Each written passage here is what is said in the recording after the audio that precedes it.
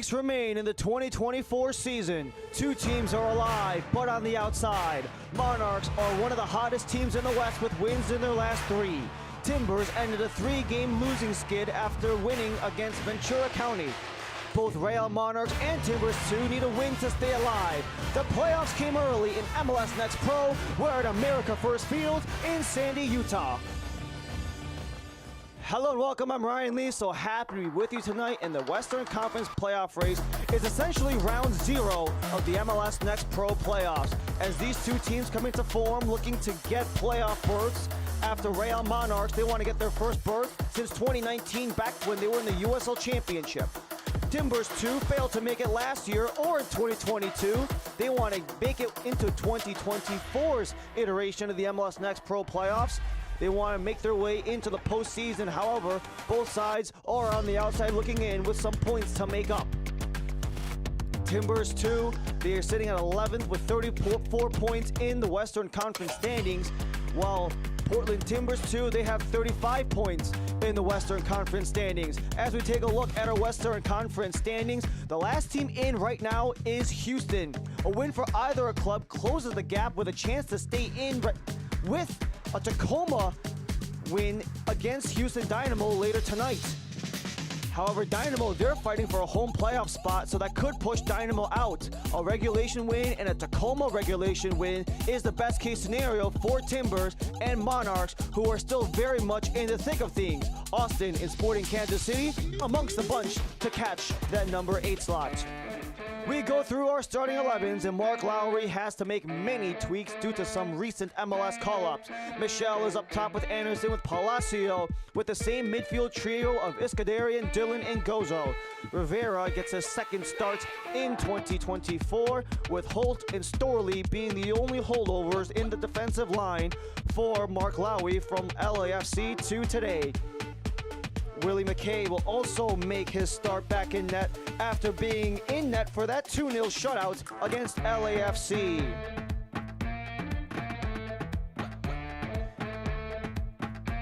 And for Serge Dinkota, he has to change up a lot of things as well. And the huge absence, rather, is the fact that his top goal scorer and offensive producer, Tega Inkoba, he went to Portland, the A squad, where they were over in Vancouver, so he is not going to be available. So some tweaks has to be made. Josh Penn slips in between Santos and Lynn Harris in order to get his 50th match played with Portland Timbers, 70th total in MLS NEXT Pro. Braxton Najib is also a player to keep watch of in the midfield. He is a Utah native and was a part of the RSL Academy going all the way back to 2019.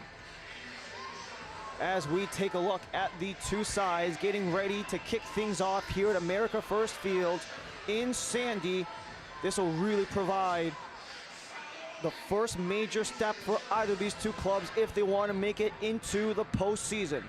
As we mentioned during the standings portion, both these two teams are within 2 points of the standings. But the biggest wrinkle with the Western Conference is that they're not the only ones fighting for it. Houston Dynamo, they occupy the 8th slot with Austin and Kansas City in between this matchup of Portland and SKC, with Houston occupying the 8th slot. As we mentioned before, Tacoma, they have a home game at stake, and they're playing the Dynamo in a later game at 10 p.m. So some results will have to pan out, and we'll see how things will shake up as this game continues to progress. However, what we do know for both teams, it's essentially a lose and go home situation. Monarchs are eliminated if they lose straight up, or if they at all go to penalties with a Houston win. Timbers2 will be eliminated with a loss, and if Houston can win in penalties, or a penalty kick loss with a Houston regulation win, will eliminate Timbers2 from playoff contention. So the short and simple, both teams need to win and stay alive. Either team loses, they are in serious danger of going home, and for Real Monarchs, a loss will flat out eliminate them. Ryan Lee and our entire MLS NEXT Pro broadcast crew, we welcome you here in Sandy, Utah, with two teams scrapping for what's left of the table as a quick feed goes inside, and it's already the first touch there for William Mackey.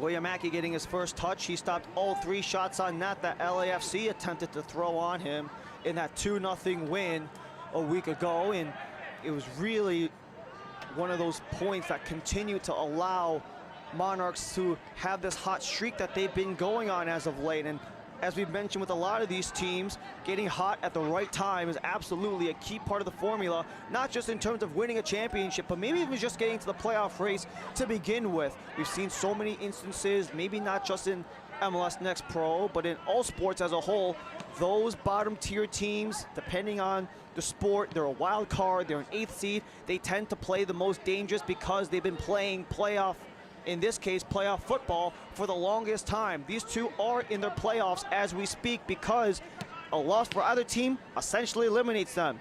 So in essence, this is round 0 of the MLS Next Pro playoffs with 2 weeks to go in the regular season.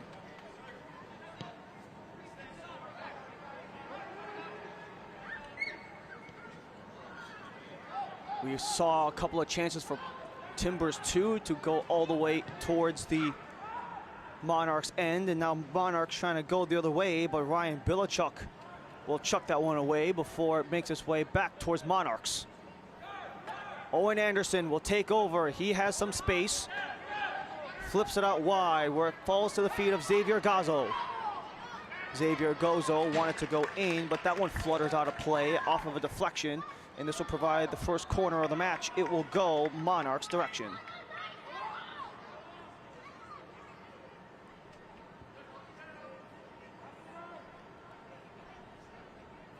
First corner kick of the match for a Monarch squad that has scored the 2nd fewest goals across all of MLS Next Pro. One of the reasons why they have been stuck at 8, 12, and 6 at 11th place in the Western Conference, but they want to make up the gap with the first corner of the match. Back post too high, Gozo couldn't corral, falls out of play. Timbers will take over.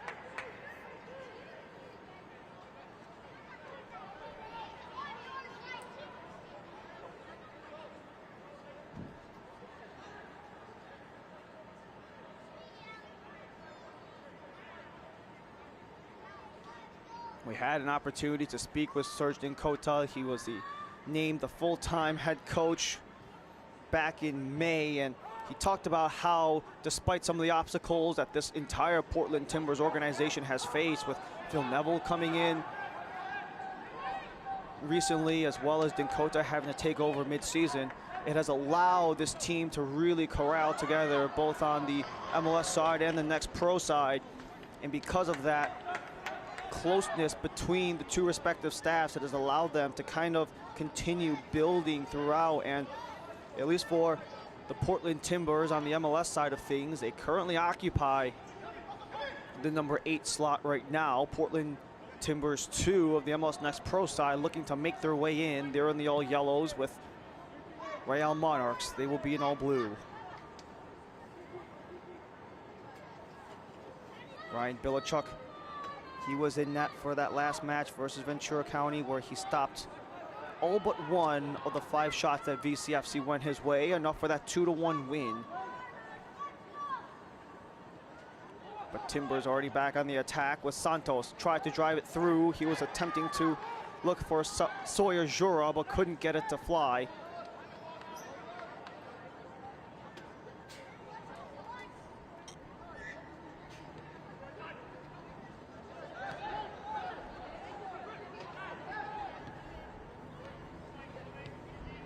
This is part of the matchup that we're going to expect pretty much the entirety of the game, is who is going to break first. Especially for Mark Lowry, they kind of stated the obvious when asking him how much this game means, just understanding that at the end of the day, it pretty much is a win or go home situation, that the utmost competition is absolutely going to be expected. He said expecting a very aggressive game, and it's all about who can handle the stress the best in terms of these high intense situations, knowing what's at stake, and how who's able to handle the emotion of the situation without losing that assertiveness that has really allowed them to get to this point with Real Monarchs, and they've been able to take down some really heavy hitters in this Western Conference in the last couple of weeks. We mentioned Tacoma, how they're fighting for a home playoff slot. Some of that was hampered with a loss to Real Monarchs a couple of weeks ago. LAFC, they're in the 4 slot as of right now. They're trying to hold on for a home playoff slot. Town FC has already clinched, and those are just their last 3 wins, which account for 3 consecutive. And that doesn't even include the fact that at least in the past 2 months or so, they beat Tacoma twice in that span. So Real Monarchs, they've been battle tested before. They faced some of the top competition in the Western Conference. They know that not only can they hang with them, they can even blow past potentially. And with Timbers2, it's been a bit of a skid. They got that win versus VCFC, who are clinched as of now. But that was their first win after dropping their last 3. And if you want to go by technicalities, they haven't won in regulation in their last 5. VCFC, that game was their first regulation win in 5 games, with 3 losses and having gone to penalties twice in the 5 prior.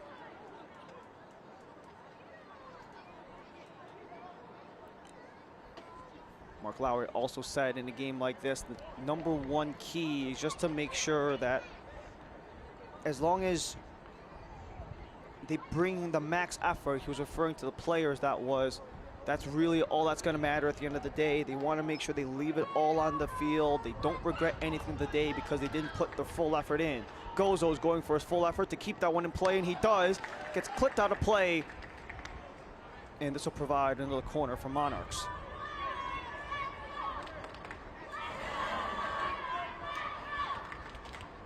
Came off of the foot of KV Reed. So it'll make its way for another corner for the Monarchs.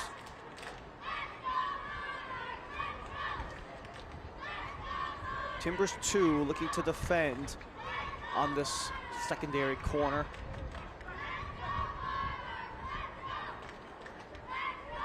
There's an in-swinger is upcoming.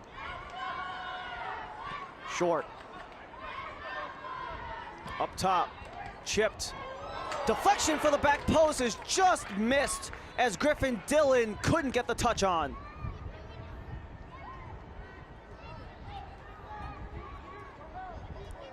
So we saw that attempt to go short. It did have some payoff as the opportunity was most certainly there. Had Dillon gotten the touch on, this most certainly would have been a 1-0 goal for Real Monarchs. However, it'll be a chance to reverse course for Portland Timbers. However, they're already cut off, so Monarchs are gonna possess for a little while.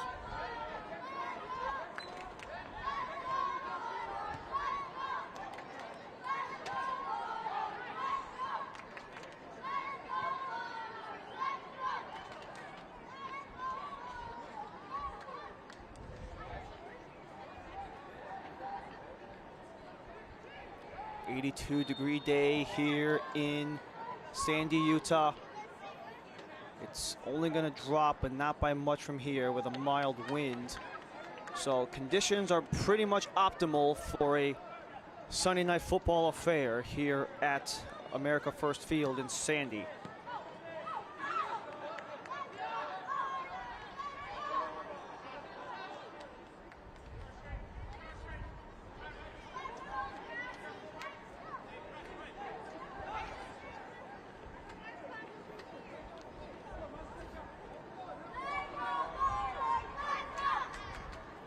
Keller Storley, one of only 2 defenders who are still in the starting 11 from their game versus LAFC. The other one being their other center back, Eric Holt, who sports the captain's armband today. As Nelson Palacio looks for an option, he plays it all the way back for the aforementioned Keller Storley. A Portland, Oregon native going up against a squad that comes from his hometown, as Owen Anderson will take over. Holt and Storley just go back and forth.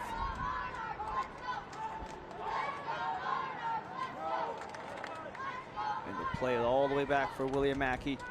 And the rest of this Real Monarch side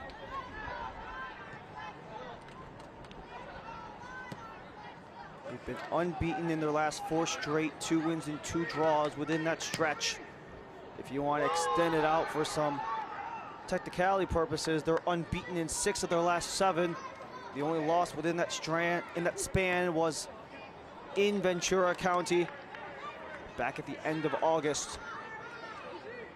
4 wins, that 1 loss to Ventura County, and a pair of games that went to penalty kicks make up the last 7 for Real Monarchs. They are absolutely one of the hottest teams in the Western Conference.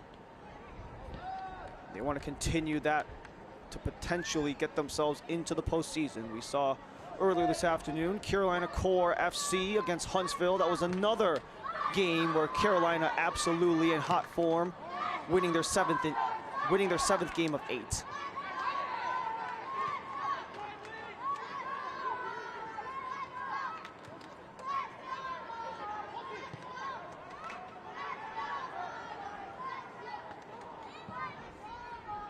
Keyshawn Ferdinand wants to chip it upward, and he's got a man. Attempted to go for center. Josh Penn couldn't quite get there, just punched away. Rebound, bounce away, and that one is held on by William Mackey. He had to make 2 beautiful saves to keep this game scoreless a dozen minutes in. So that long ball attempted there. It was a wide open lane on the initial feed out from Keyshawn Ferdinand. The intended feed there was for Penn. It was punched out, and the rebound for Noah Santos couldn't go through. Just bounced a little awkwardly and slowly into the hands of William Mackey.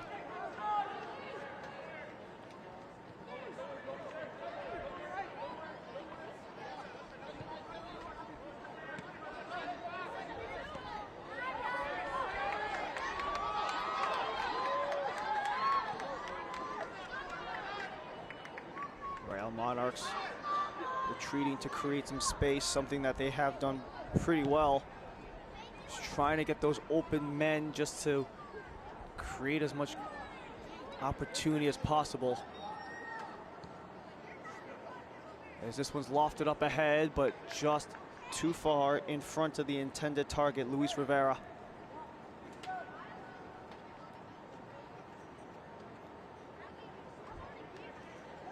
And as we mentioned before, Timbers2 probably without the most important player on their roster going into today, with Tega Ikoba, who is out today because he traveled to Vancouver with the first team.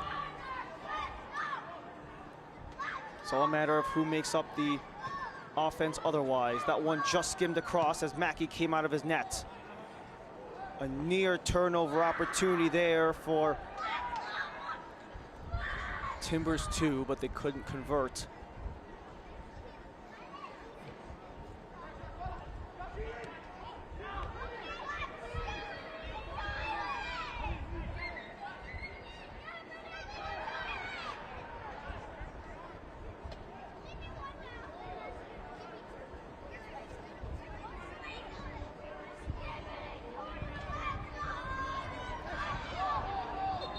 Kept in play, not quite actually. They'll actually say that's going to provide a throw-in for Timbers, who is a very particular unit because they have a lot of players who are who have been here for multiple seasons. You'll most likely, with pretty much any of the MLS Next Pro squads, see a lot of guys who are first-year pros or first year with the program.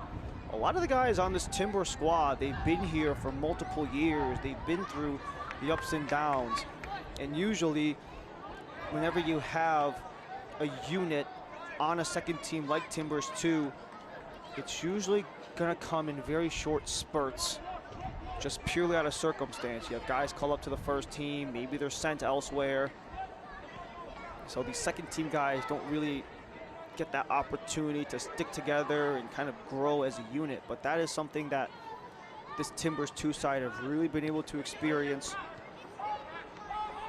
especially because they've been able to embody the culture that Timbers have been trying to set for the last several years, especially with this coaching change with Serge Dinkota at the helm since the beginning of May.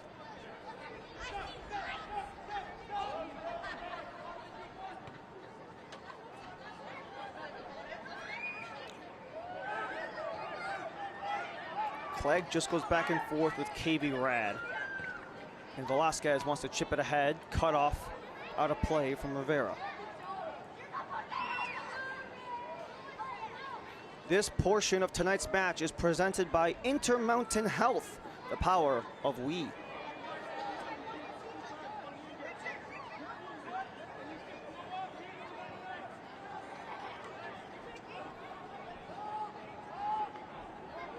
Timbers already having to back up because of that forward press by Real Monarchs. A chance to shoot this one up pitch, but it will be cut off by Mackey.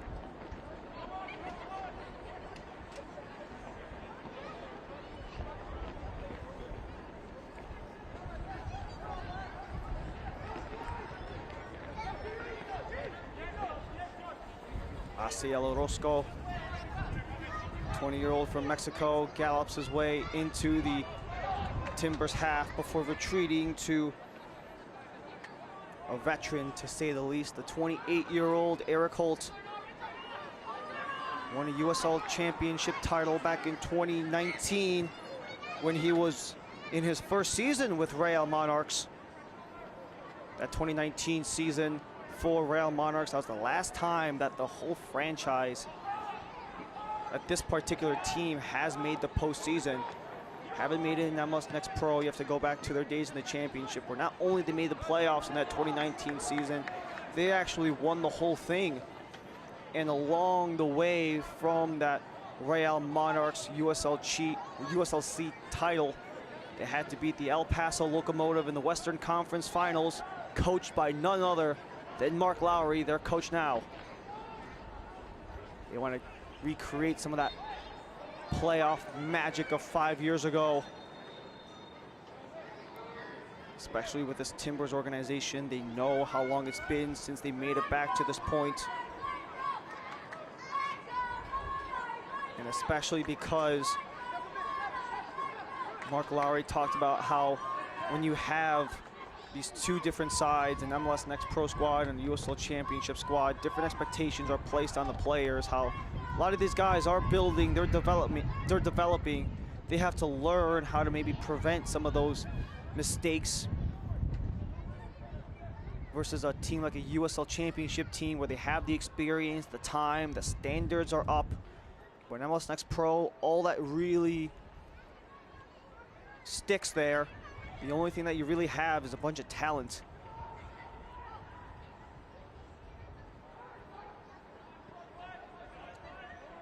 And it's all a matter of maximizing that talent into making it the best it can be.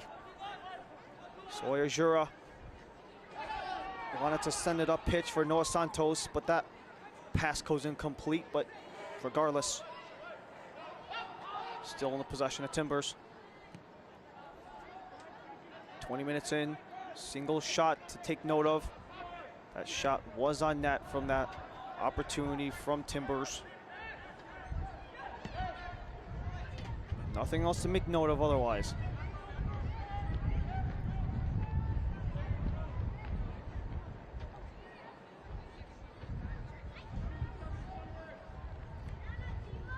It's also probably for the best for the Monarchs' perspective that they are in Utah for their final 2 games of the MLS Next Pro regular season, considering not only are they making a playoff push, but they're 6-4-2 when back here in Utah, versus when they go on the road, they're 2-8-4.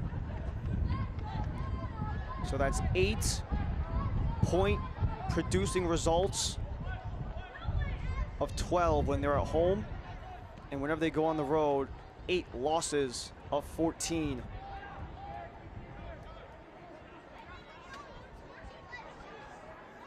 However, if they want to make that push, most likely they'll have to get on the board first, which neither team have so far in 20 minutes and about a quarter.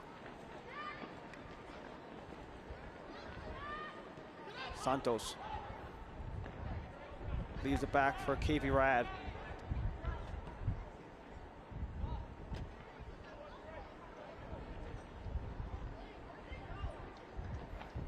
Near side to far it goes. And Timbers already back towards center with Clegg. attempting to go a little fancy with the back heel there with Sawyer Jura. All it does is provide a turnover. Now Monarchs have it the other direction. Back and forth, Christing and crossing into the area.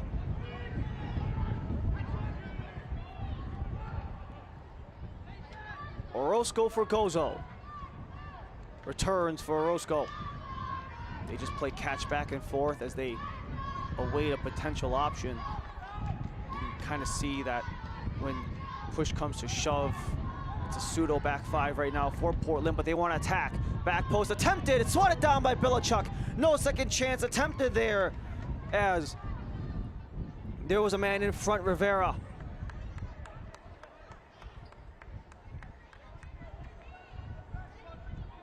Timbers want to take that opportunity from Monarchs and do it themselves. Tight ropes the end line, in front, nobody there except for Asiel Orozco, who clears.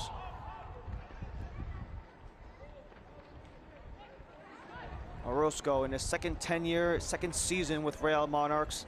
Spent some time in 2023 with Santos, with Santos's U23 over in Mexico, as well as a lone spell in Ireland as well.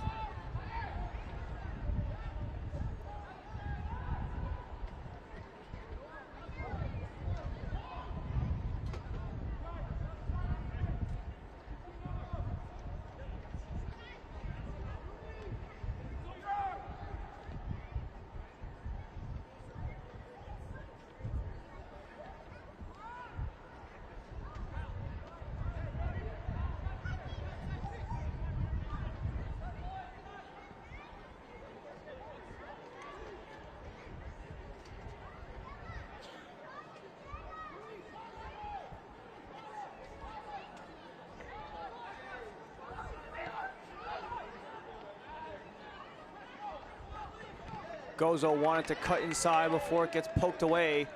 Santos tries to spin out of pressure, but he gets taken down. Enough for a whistle, the first time that we will hear a foul from our lead official, Adere Monroy. This portion of tonight's match is presented by America First, the official credit union of Real Salt Lake. America First has game-changing solutions for every financial need. So join the winning team today at americafirst.com.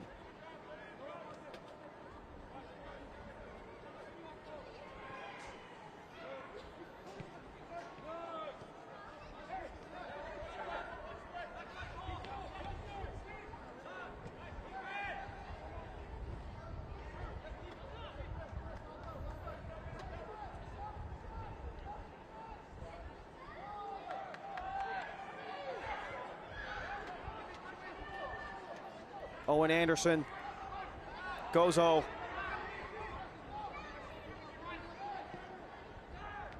Hits the break so he can center it for Griffin Dillon.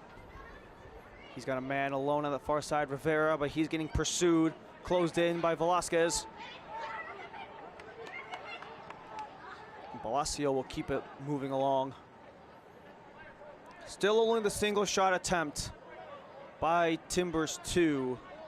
As we're about 25 minutes in. Deep try goes, Gozo in pursuit, keeps it in play. Xavier Gozo looks for an option, wanted Owen Anderson at center, but it was cut off by a couple of yellow jerseys. All still going back for Real Monarchs, however. So it's not necessarily for nothing if you're the Monarchs, as Gozo's got it back. Gozo, give and go along the near sideline, wants to go back post, but too far. However, it did glance off of a Portland player. That was Victor Velasquez, so this will provide the third corner for Monarchs.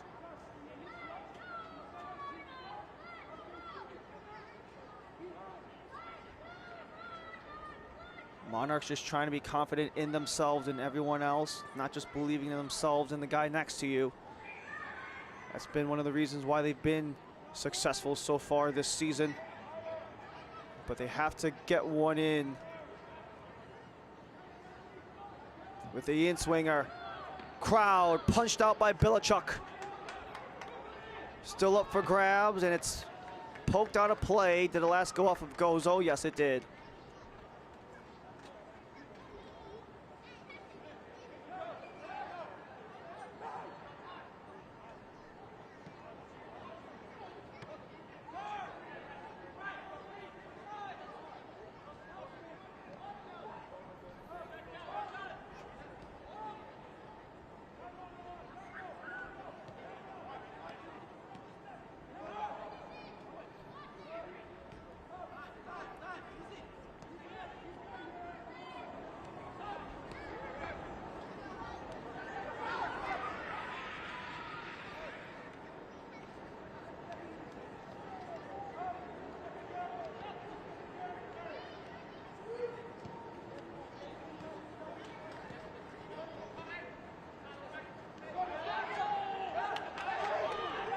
Quick ball goes out of play. Gozo cannot corral, but the sliding Sawyer Jura forces a throw in for Monarchs.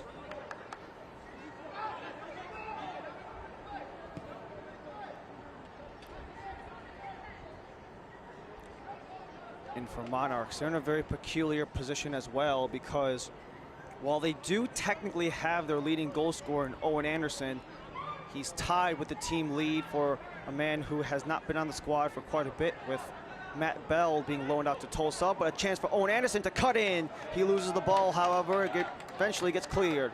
Orozco keeps it alive from Monarchs, played back for Eric Holt, Monarchs captain.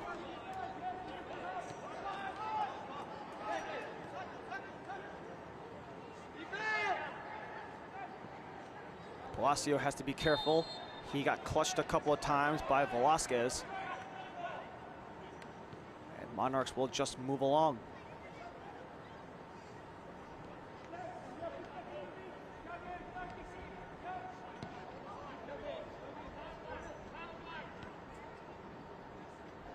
Monarchs and Timber.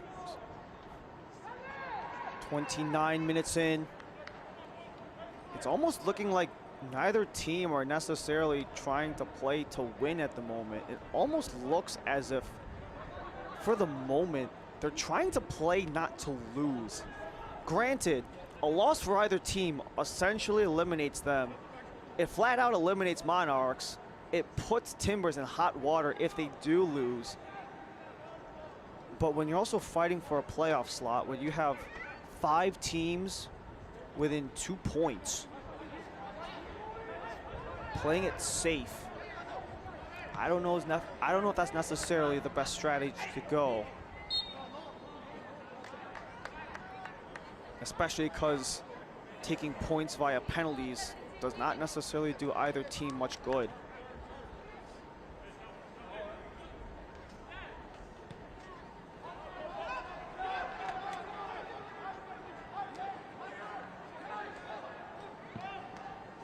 Long distance try, quick sprint up ahead. Jura tries to get past his man Orozco, but too much offside.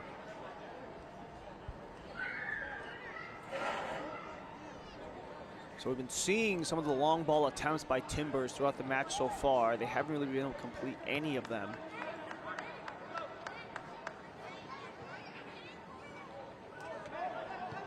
And Timbers haven't necessarily had a great history with Real Monarchs either, as they've played twice so far in this season, both of them going to penalties. And in the 8 matches prior, and in the 8 matches total, 3 have gone to penalties, 4 have been a win for the side who is currently playing in their MLS team stadium.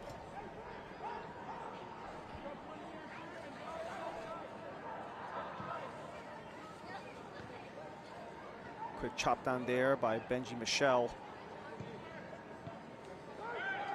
As a little bit too much juice provides an opportunity for Kyler Linares, but too much there will let things slowly sputter its way for William Mackey and Monarchs to continue pushing up pitch.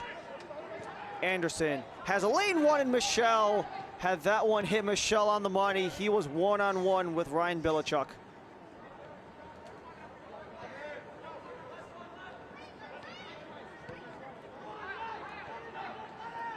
Timbers just kind of going back and forth with Rad and eventually finds a lane for Linares.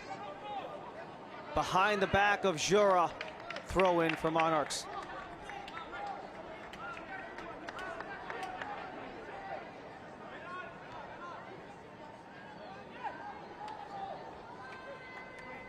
Nelson Palacio makes its way all the way around where it's Kyler Storley stepping up. Rivera wants to chip it up. Looks like the attempt to go vertical for Benji Michel might be a part of the strategy for Real Monarchs. It's been a bold one, to say the least. So Owen Anderson takes a pivot all the way back for Osceola Roscoe. 9 matches, 7 starts for the 20-year-old Mexican.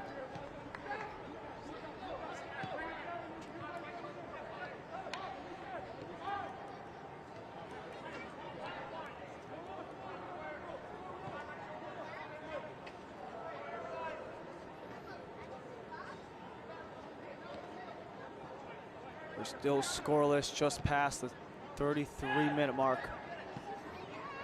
Centered attempted, just a bit out of range for Darren Iskandarian. Chance goes, Iskandarian with a swipe, still up for grabs.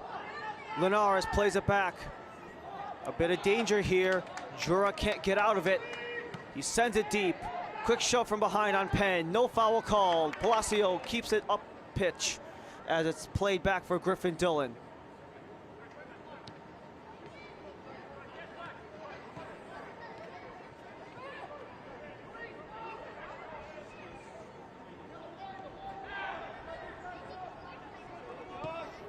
Dillon is one of those guys that Mark Lowry said has just grown exponentially since he started off this season.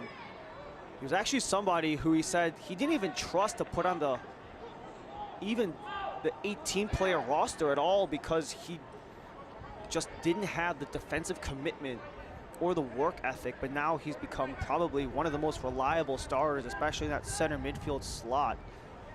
As the 21-year-old ex-Maryland Terrapin works his way into the roster, having a couple things click upstairs.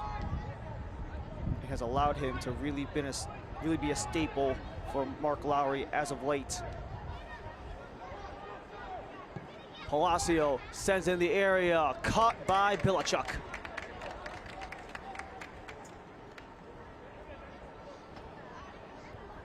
This portion of the match is brought to you by Zions Bank, the official bank of Real Monarchs.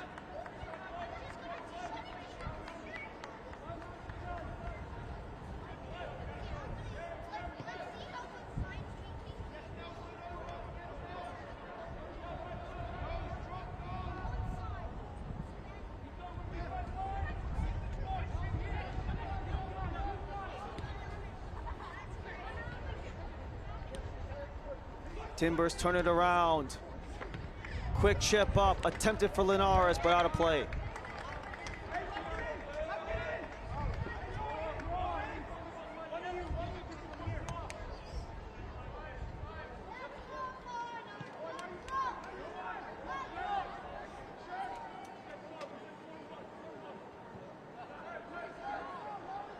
Nelson Palacio. Gozo. One of the guys tied for the team league in goals, wants to set one up. Attempted cross towards center, gets blocked. Second chance goes, however, that one's a slide from behind. And that one is going to provide the first booking. It'll go for KV Rad, who gets not only the first yellow card of the match, first one of the game.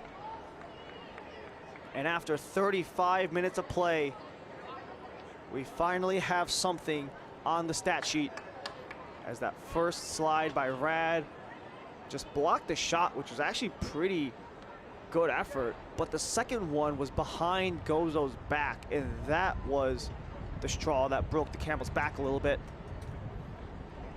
as KV Rad started off his career with the Sporting Kansas City organization before spending last season with Hartford Athletic of the USL Championship. Is his fourth season with Portland. Quick chip in, back post.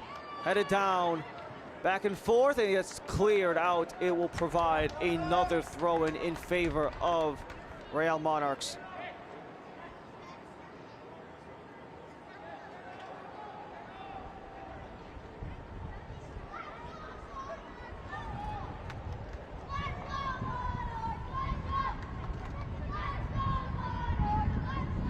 Chucked it in, too tall for the intended target.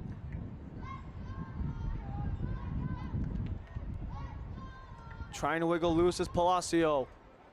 Goes out wide for Rivera, sends it in, and it's into the hands of Ryan Bilichuk.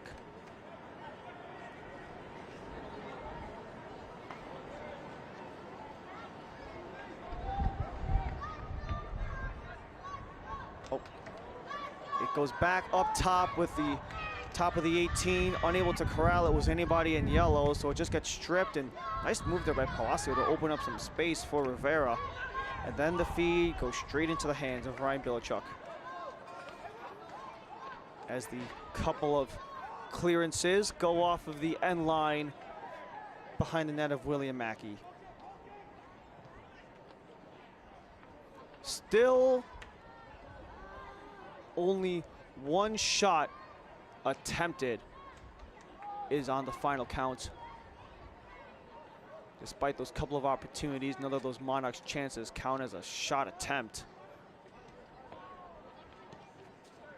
So still only the single one to make note of, which was well before the 20-minute mark, as we are entering the 38-minute flat.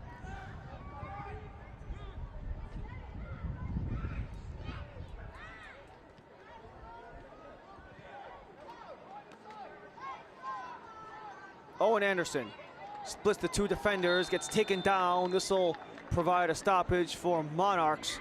And is this going to be another yellow card for Timbers? Yes, it will. Braxton Tagvai-Najee will be booked. A Utah native, was actually part of the RSL Academy back in 2019. He will take a yellow card against his former squad.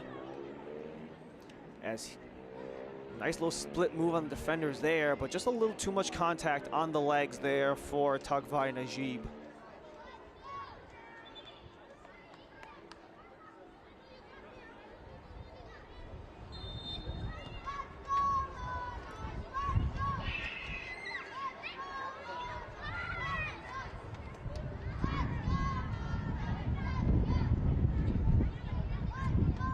Asiel Orozco.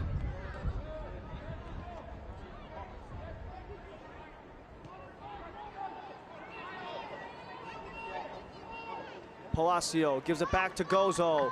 Attempted chip towards the middle, but too much juice as that flies over the line. Goal kick for Ryan Bilichuk.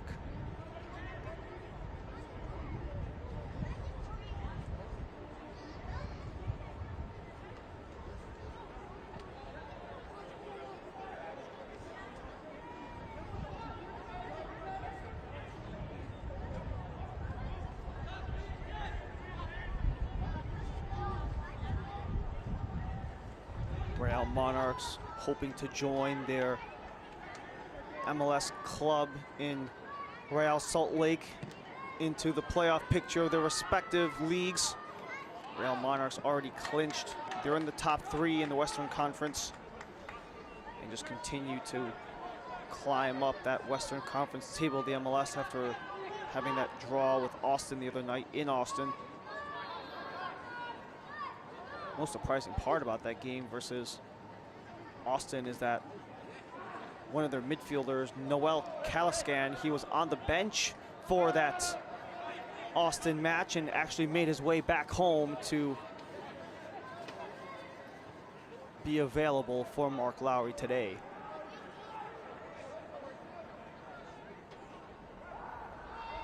As his side stripped the ball and continue to wait for reinforcements. Possession continuing to change hands. As this time it stays with Timbers2.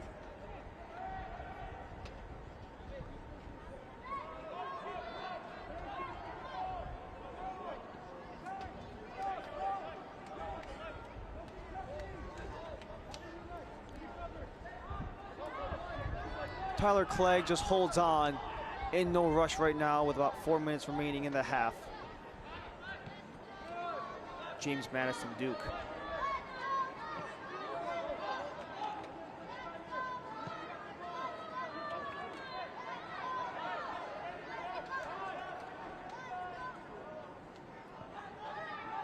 Both Mark Lowry and Serge Nkota talked about how their teams are most certainly good enough to make it. It's just a matter of whether or not they can. Coach Lowry said it's probably a stingy task for these guys because they pretty much held themselves to a standard that in the next 2 matches, only 6 points will be good enough. For Serge Nkota, it was all about remaining composed, making sure they make the best decision possible, and just making sure that as long as they stick together, no challenge is going to be too big for the side who is in yellow today. With Timbers2, they have to defend against Xavier Gozo, who's had some opportunities but hasn't created one himself. Gozo has to pivot to create space. Gozo takes a body from behind. No penalty called. Timbers will walk away with Santos. They've been going for those deep shots all night long. They go again for Kyle Linares. Flag stays down as Linares waits for reinforcements. Linares, back post, touched on and over.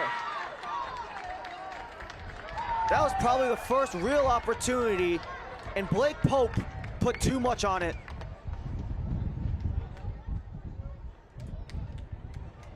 So we talked about earlier how Timbers2, they've been loving these deep shots all game as Linares just holds on, goes for the cross, and Blake Pope, he got enough on it. He has career highs in goals and in assists, but was not able to open things up there as we are about a minute and 40 seconds from stoppage time.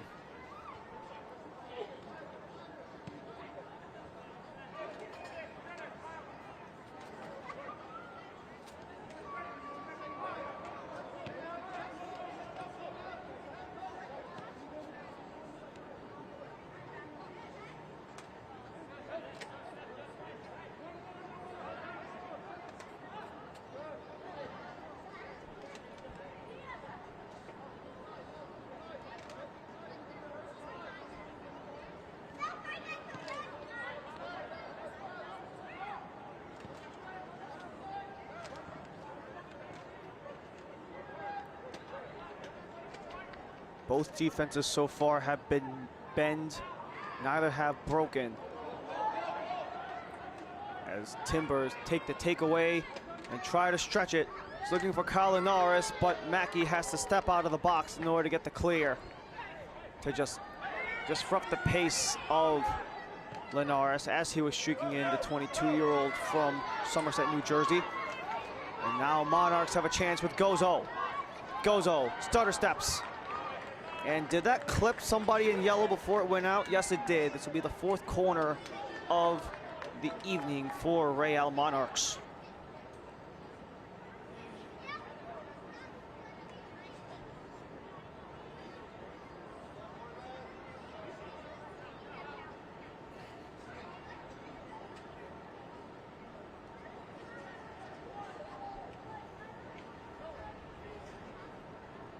A singular minute of stoppage time to be played.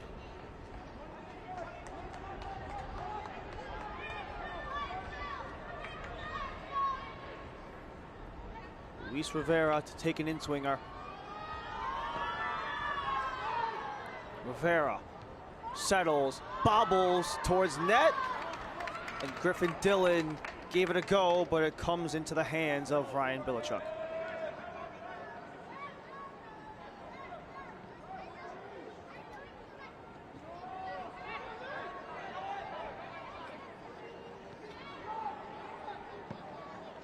Distance try with Sawyer Jura just out of his reach. The 18-year-old Jura making his 20th start in MLS Next Pro. 16 of those 20 have come in 2024.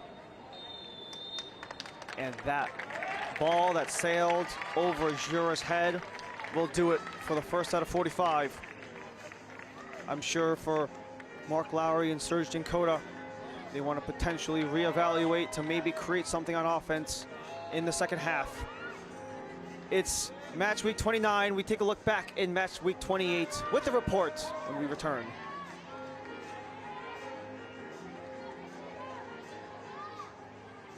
Toda mi gente lo siente, toda mi gente lo siente, toda mi gente lo siente, y toda mi gente lo siente, toda mi gente caliente, toda mi gente lo siente.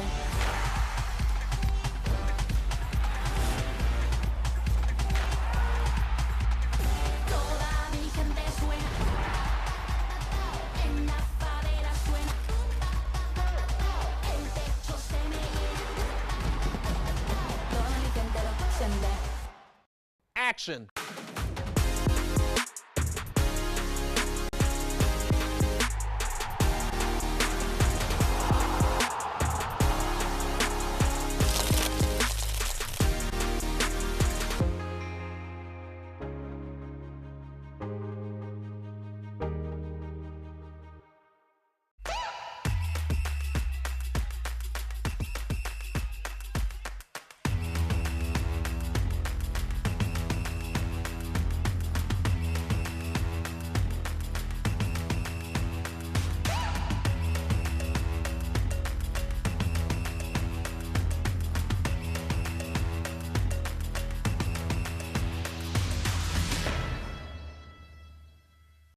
All right, MLS store, I need something fresh and clean.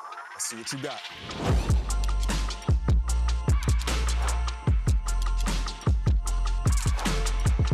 I need that in my size.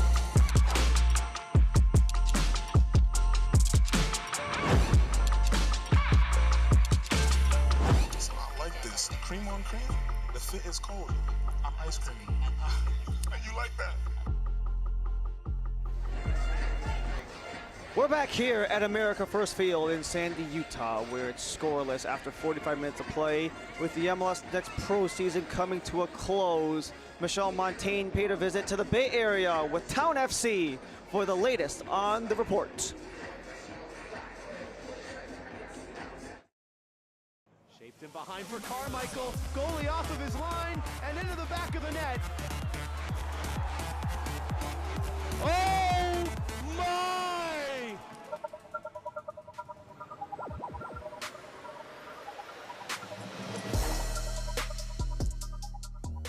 As things in MLS Next Pro continue to heat up, the report comes to you from the Bay Area, home of the Town FC for the first time ever. I'm Michelle Montaigne. The playoff picture in the Western Conference is beginning to take shape. But as far as the latter parts of match week 28 go, only one team in the Eastern Conference has been able to clinch a playoff spot. That would be FC Cincinnati too. So to say that there is drama unfolding would be quite the understatement. Union 2 added to the dramatics with a thrilling comeback win over New York City FC 2. Down by 2 goals, Union 2 scored 3 unanswered to take a 4-3 victory and clinch their place in the postseason for the 3rd straight year. As of now, they are just the 3rd team to make the postseason in all 3 seasons of MLS Next Pro. Also clinching a postseason berth, Orlando City B. The Young Lions scored 3 second-half goals in a win over Chicago Fire 2 to make their way back to the playoffs. Jack Lynn opened the scoring, netting his 3rd goal in 3 straight matches.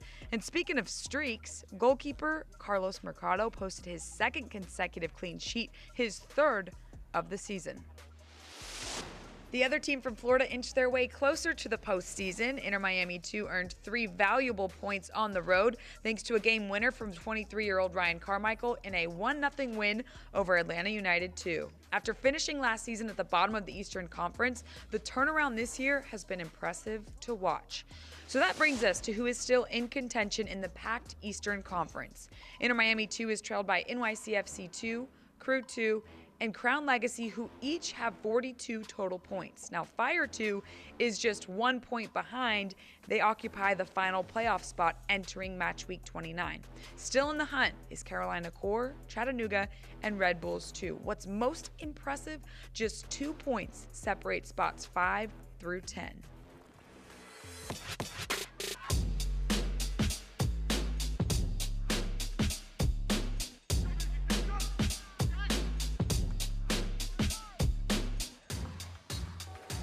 pass into the box for Donnery. Off the post and in.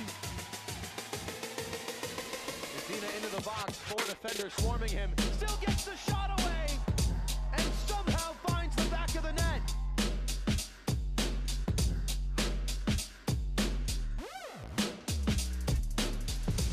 Just like the iconic Lombard Street here in the Bay Area, this season has featured several twists and turns. Fitting that the home team, the Town FC, has seen their fair share. In match week 28, they had a chance to clinch a playoff spot over perennial playoff team St. Louis City 2. And clinch a spot they did. After a back-and-forth first half, Julian Donnery opened the scoring in the 69th minute for the Town FC before Cruz Medina sealed the deal with the second of the match in the 80th minute. With the victory, head coach Dan DeGeer shared how the club is feeling as they head back to the postseason. I think we're very proud, right? Proud of the group, proud of the players, proud of the staff. It's not been an easy year. There's been some ups and downs, but at the end of the day, we're in a really good spot going into the playoffs now. I think this year, the guys are very confident, right? They understand it's a quality group. We have the ability to run deep in the playoffs, and that's the expectation now.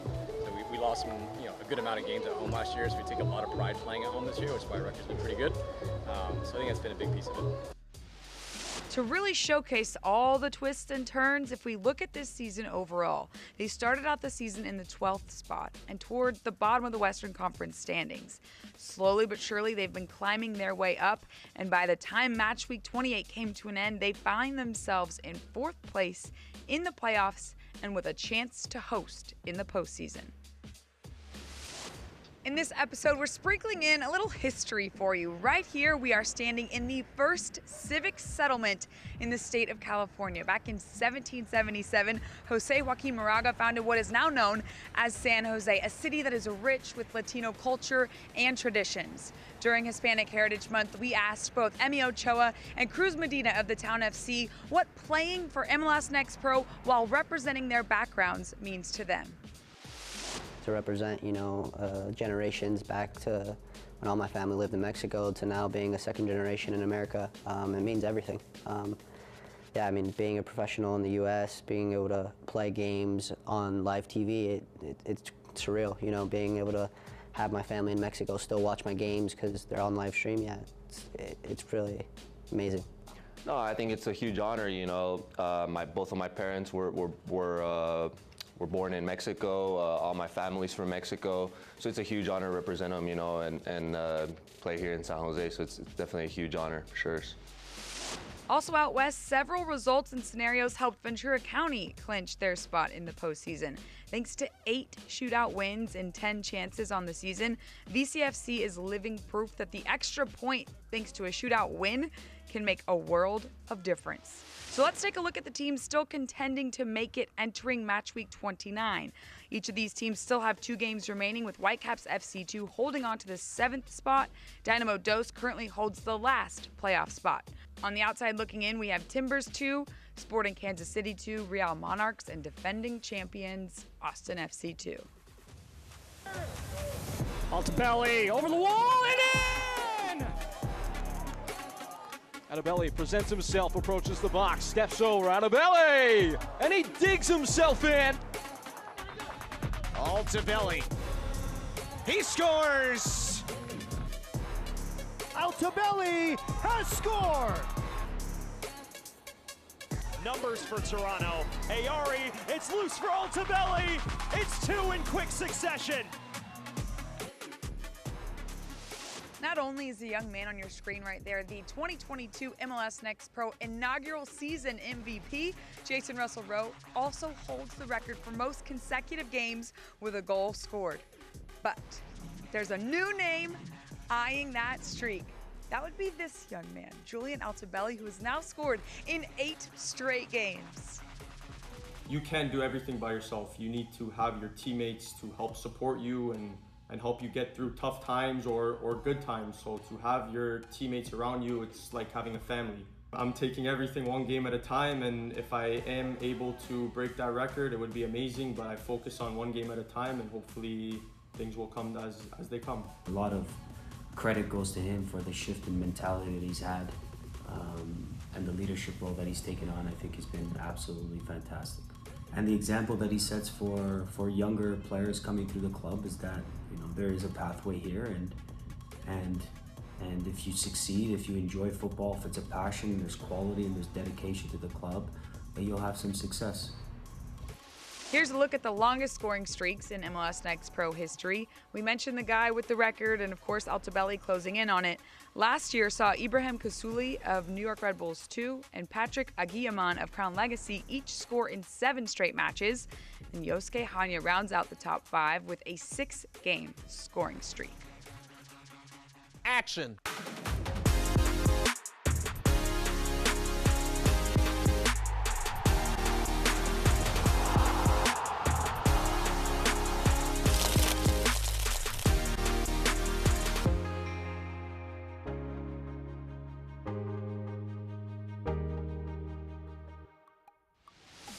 Our MLS Next Pro newsletter is close to making its debut. Make sure you sign up for it. You can do so at the link below. As we wrap up our journey through the Bay Area, we're reminded how much history this city holds. And speaking of history, Crown Legacy FC's Aaron John is on the brink of making MLS Next Pro history.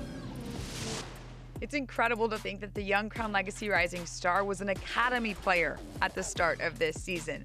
The 18-year-old's breakout year, which included tying the single-season assist record, helped him land a homegrown contract with Charlotte FC this past July. Now, John shares the single-season assist record with 3 other players. Both Romeo Beckham and Mohamed Farsi produced 10 assists in 2022. Last season, Rapids 2's Marlon Vargas dished out 10, and this season, it's Aaron John in double digits, trying to set a new record with 2 more regular season matches to go. We're getting down to the wire. The next time I see you, we'll be gearing up for the pivotal point of the season to date, Decision Day. Until then, I'm Michelle Montaigne saying so long from the city by the bay.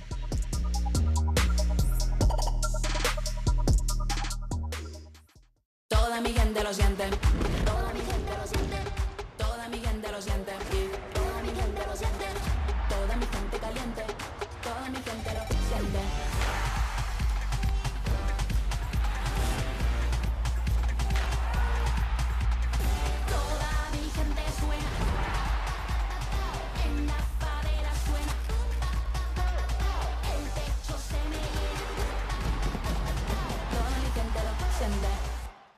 Action.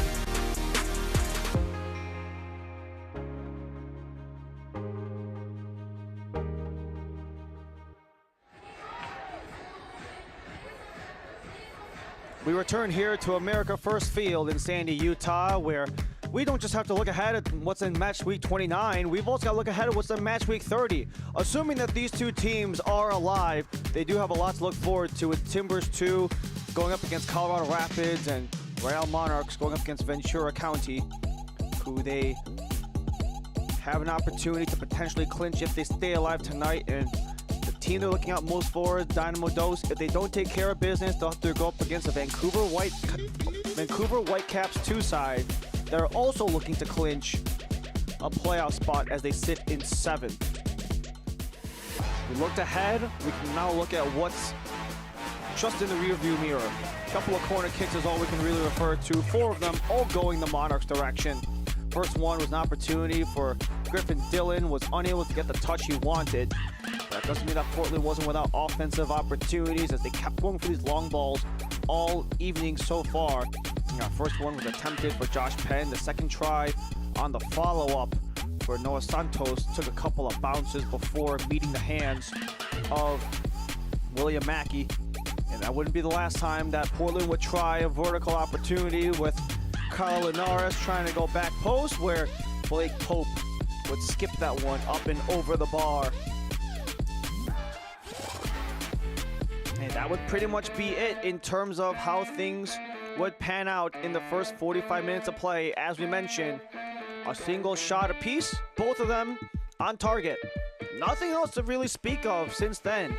I kind of mentioned it in the middle of the first half. It's almost as if both teams are, in a sense, playing not to lose rather than trying to go for a potential go-ahead goal to potentially really put a clamp on their respective sides. And you know, this potential play not to lose thing, it has advantages. They're not really making any mistakes, not really having any costly opportunities.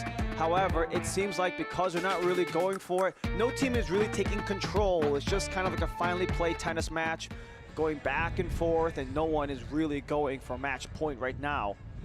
As we come back to center pitch with Real Monarchs, they're in the all blues. They'll start off the second half going from right to left. Timbers2, all yellow. Left to right is where they will be. Ryan Lee and our entire MLS Next Pro broadcast crew, we welcome you back to America First Field here in Sandy, where there have been a couple of subs that were going off at the half. We'll get to those momentarily, but Monarchs start the possession of the second half.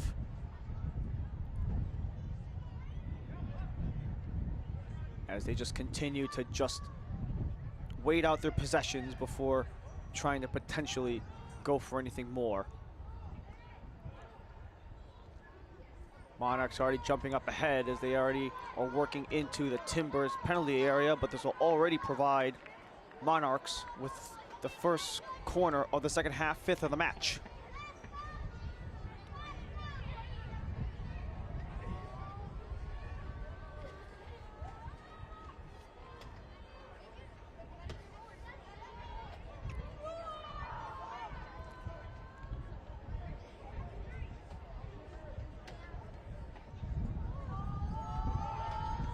Fifth corner of the match for Real Monarchs. Outswinger. No one to claim it. Comes out of the penalty area as it just makes its way back towards center pitch, all the way back for William Mackey. So as we saw just after, or just before that corner kick, rather, the fourth official, Brandon Lucas, his video board going up as ball comes out of play, throw in for Timbers2. Jordan Perugia, Noah Caliscan, and Omar Marquez, all second half substitutions for Real Monarchs. They will take the respective slots of Luis Rivera, Nelson Palacio, and Benji Michel. As Bilichuk had to be quick on that, as that was a close call before it's intercepted by Caliscan. Caliscan, as we mentioned, he was on the bench with RSL yesterday. Over in Austin, made his way back so he can be available for selection. Fed into the area, nothing provided. Goal kick for Belichuk.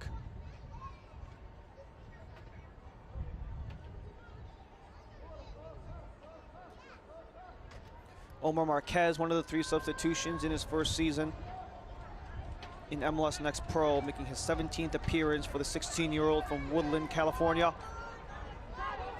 And then you also have Noah Caliscan, as we mentioned.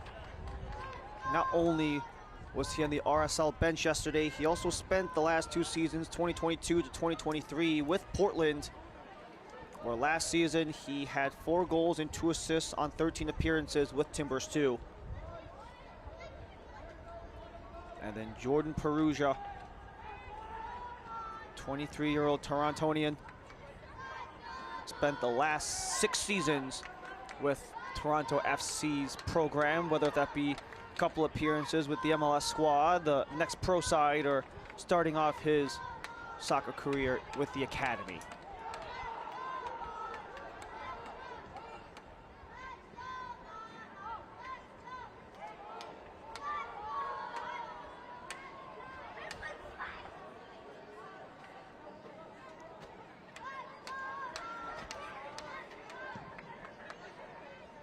Long ball attempted as it's going to be chased down by Blake Pope. Centers for Santos. And ripped away there by Real Monarchs.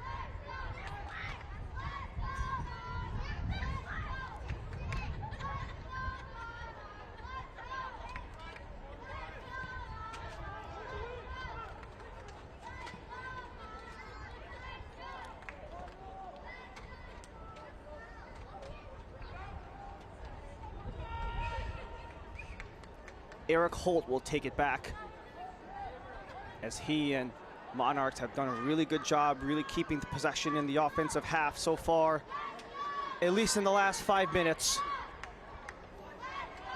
Already starting things off quick with a corner and continuing with possession.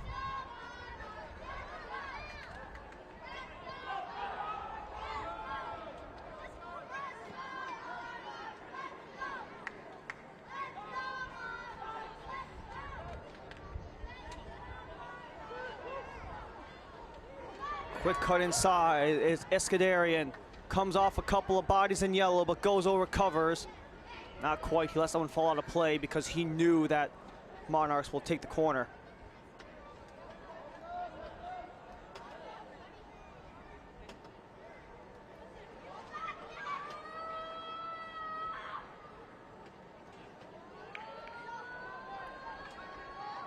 Neither team have yet to find the back of the net. For Real Monarchs, they're hoping that this is it. They're preparing for an outswinger in the 51st minute. Headed down and out. Glass off of a Monarch, so it will be a goal kick for Bilichuk. Houston and Tacoma, they kicked off only minutes ago. They are under 8 minutes.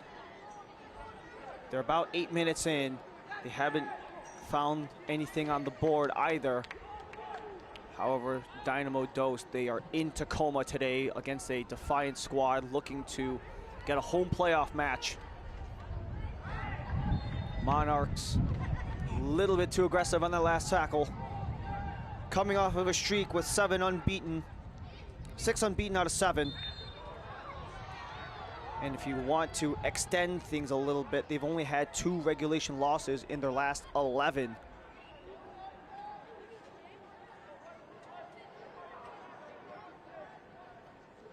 Puts them at 4-2-5 within that stretch. But Timbers on a takeaway have a chance to turn things around.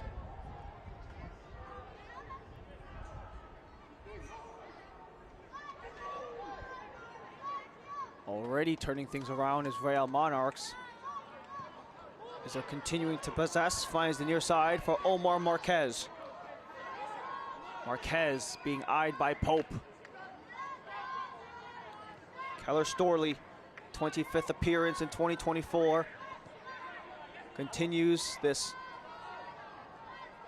short passing play from Real Monarchs as Iskandarian goes wide from Marquez. Tries to send it to the area, but no one available, so Gozo's got it on the opposite end. Gozo, Anderson, returns for Gozo. And a little bit too far ahead of the crowd there as Real Monarchs are offside.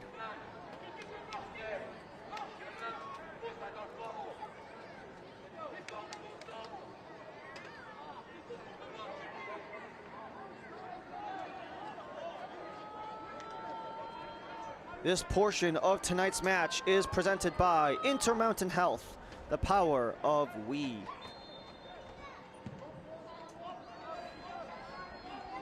Long ball attempted, only met by blue jerseys,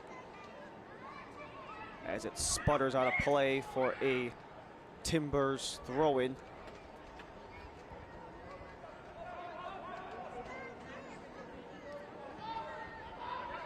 Timbers, because of the way that they've been in this regular season on the outside looking in and still being in contention, very much so, it has allowed them to really be mentally ready for some of these challenges that they'll face, even though they've had an understanding pretty much the entire season that nothing's going to come easy for them. As they wanted to go deep offside regardless, flag goes up.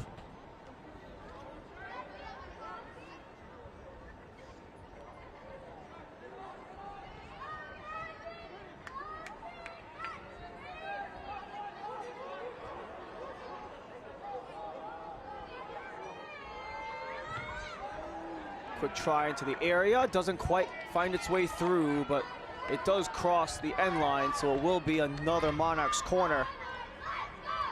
It's 7 for Monarchs.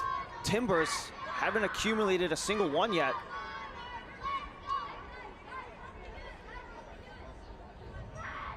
Has not really been a lot of long-term possession in the opposing end for T2, as Monarchs have been able to get their way. They just haven't busted down the door yet. They get ready for an outswinger. Crowd in the area, they score!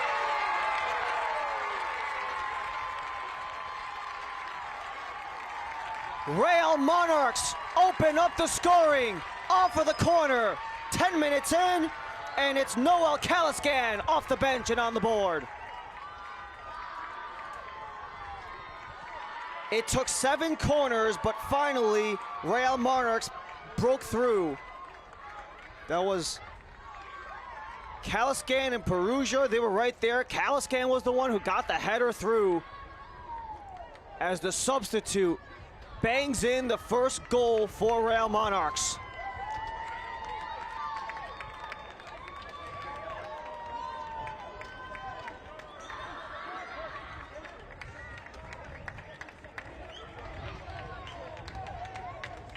Seven corners is all it took.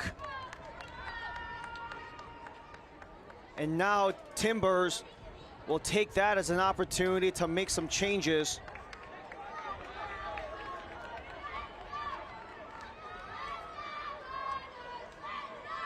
With Christian Mendoza and Jaden Jones-Riley entering the match right after the goal was scored by Real Monarchs. As we have the opening goal from Jordan Perugia.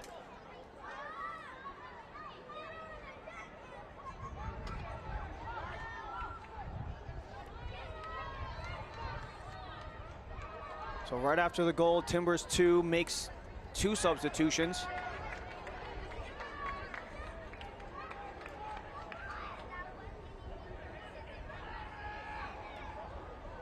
And this will be out of play as Monarchs are in essentially no rush. Darren Iskandarian on the other end of that last corner. He's been one of the few guys who's been tasked with getting these set pieces going. Perugia with the 2nd goal of the season, first as a member of Real Monarchs, as he came to this Monarchs side in the beginning of August. Does he have a second opportunity in him? Iskandarian juggles around, still loose. Monarchs reclaim. Omar Marquez wants to center, and that hits the other number 40 with Keyshawn Ferdinand in the way, who made the start for the 50th time in MLS Next Pro, but this will be another pair of corners for Real Monarchs. That puts them at 5 in the half. They had 4 in the first half, and we're only 13 minutes into the second set of 45.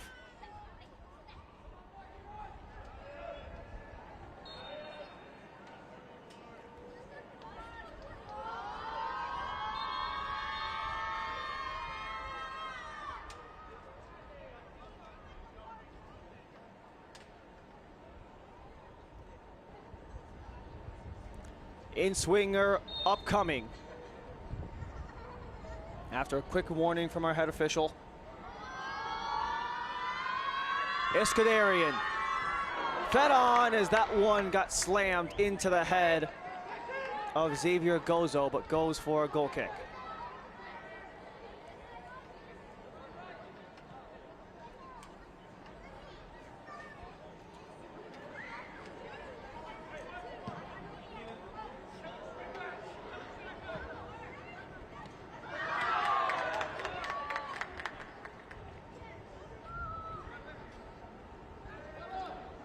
We approach the hour mark, and Timbers2 are looking for just a sign of anything.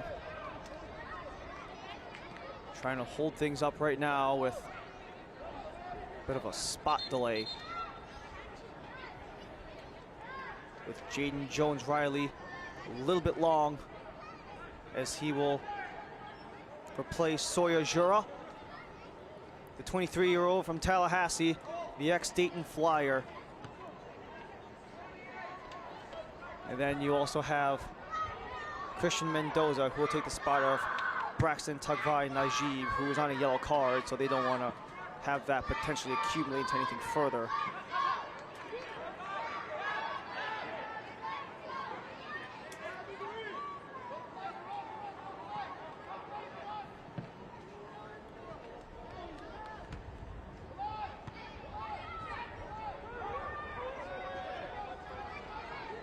Monarchs, reverse course. What can they do here? Can they double their lead? Gozo goes to center. Couldn't connect with the intended target. That looked like it was Perugia in the area, but Monarchs already on the press to potentially make something go. Too much so, however.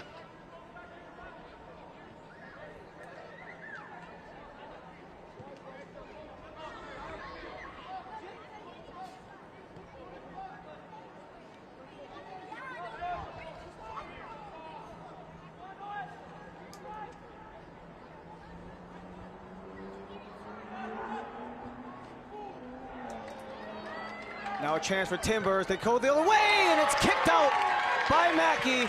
Still up for grabs, and Monarchs clear. Now a chance for Darren Iscaderi to turn on the Jets. He slides it across. He's got an open man. And eventually, just a quick retreat for Omar Marquez.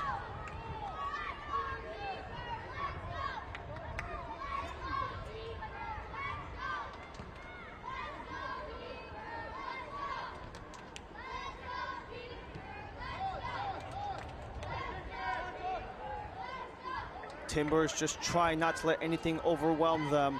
Monarchs trying to double down. They go from distance, nothing available as it just goes straight towards the end line.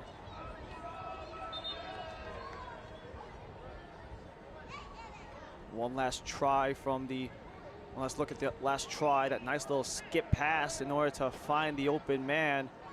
Just got driven in, but Mackey was up to the task.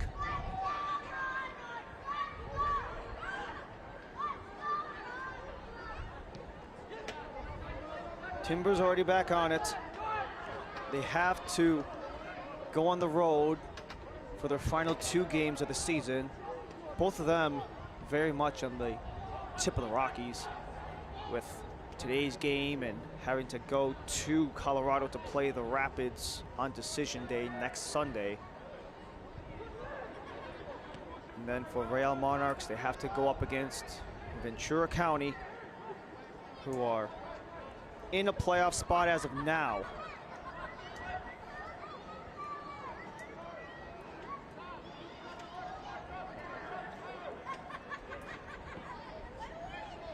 Timbers scoop it up. It's Jaden Jones-Riley. Jones-Riley for Santos. Had a quick pirouette, but it went out of play off of a Monarch, so it stays with Timbers.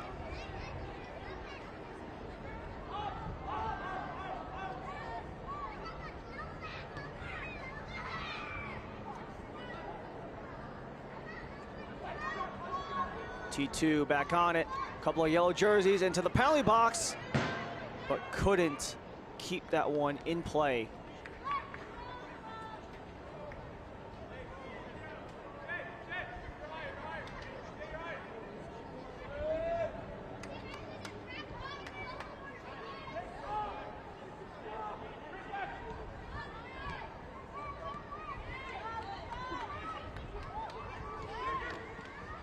Iscadarian takes a shove from behind, so that'll be a whistle going the direction of Monarchs.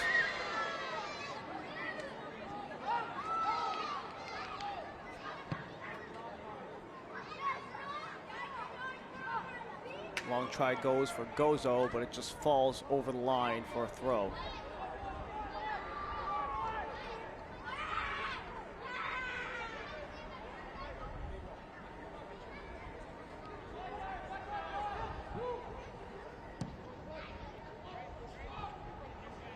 Deep ball attempted. Jaden Jones-Riley in a foot race before he just gets hip checked there with Keller Storley.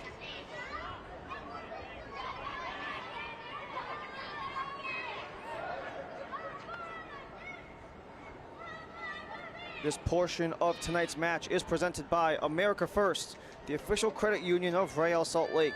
America First has game-changing solutions for every financial need. So join the winning team today at americafirst.com.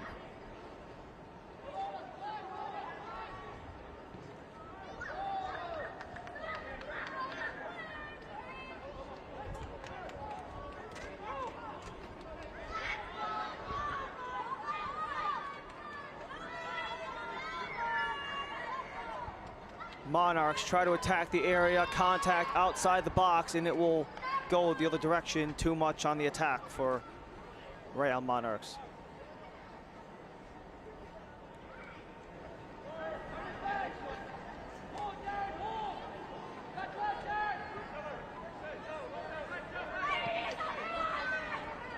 Jones-Riley.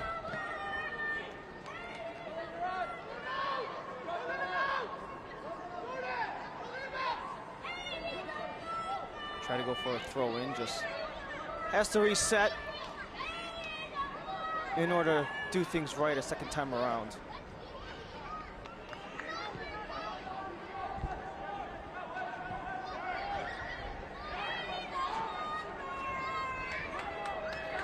Timbers2 on the attack, try from distance. Nice leg in front with Storley.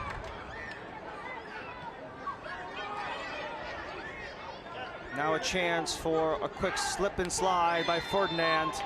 Too much in front of the back line. Offside, Portland Timbers 2.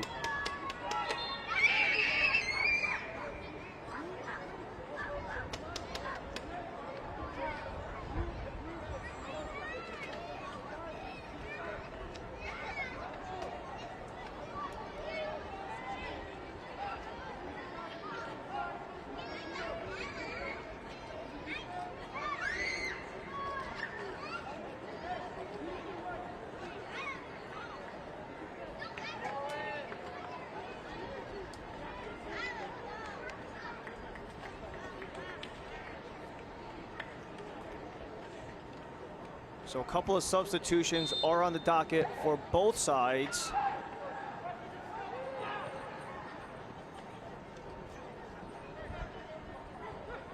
So it is going to be a trio of substitutions, 2 for Timbers, 1 for Monarchs. Omar Marquez, he's a substitute, just not in this last window. But he's got it, working on another substitute, tries to go in, loose ball in front, and Gozo scores!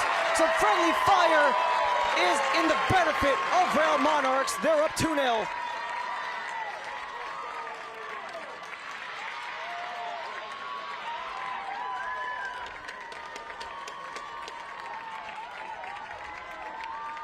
Just as the substitutions happen, some substitutes make their impacts felt. Omar Marquez held up on Jaden Jones-Riley, just lets that one fall through, and Bilichuk, he had the hands, just ran into his own man and allowed the tap in for Real Monarchs. And that puts this game at 2-0 for Real Monarchs.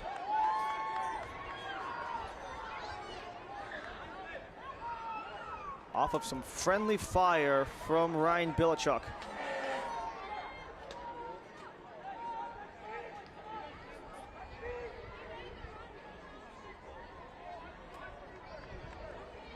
That is probably one of the most unfortunate circumstances for Timbers 2.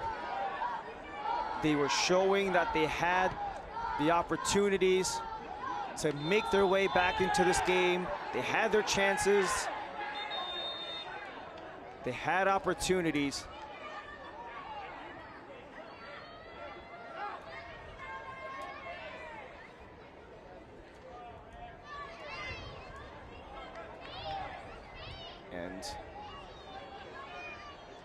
And a yellow card will go towards the benches after all said and done.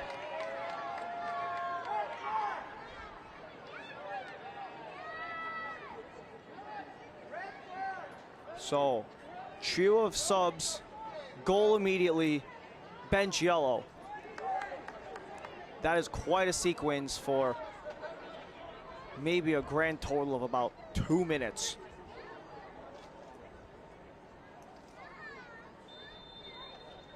So that is going to be the yellow card on Serge Dinkota, probably for some colorful language, to say the least. Deep try attempted for Perugia, but it is going to be offside on Real Monarchs.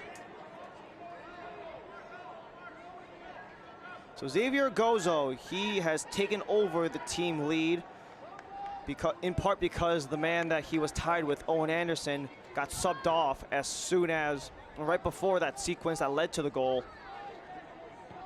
So Gozo gets the tap in to take the team lead. That is a goal in his last 3 games, and those were his first set of goals since scoring in March. So Gozo scores in the opening month, has a 5-month slump, and then gets back in 3 straight in September. Yellow card after all is said and done to Jordan Perugia after making contact with Keyshawn Ferdinand. So we take another look. Ferdinand, he's very comfortable on that line, awaits to lock and load, and then just takes that body to body with Jordan Perugia.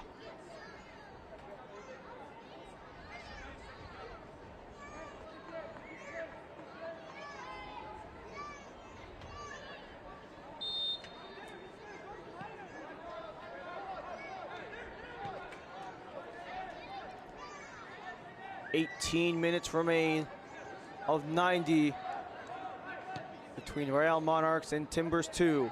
Quick slide through as that almost got towards Jones Riley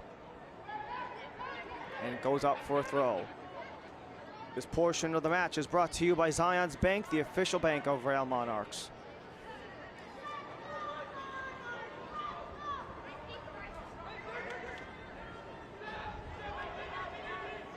Jones Riley plays it back, scooped up by Clegg. Already back on his feet. Clegg slips it through. Mateo Bunbury already for Jones Riley. Jones Riley tries to go past, wants to center, tipped by Storley. Second chance kicked away by Storley again. Still alive for Timbers as they play it right to left. Holt with the disruption, goes out of play, throw in for Timbers.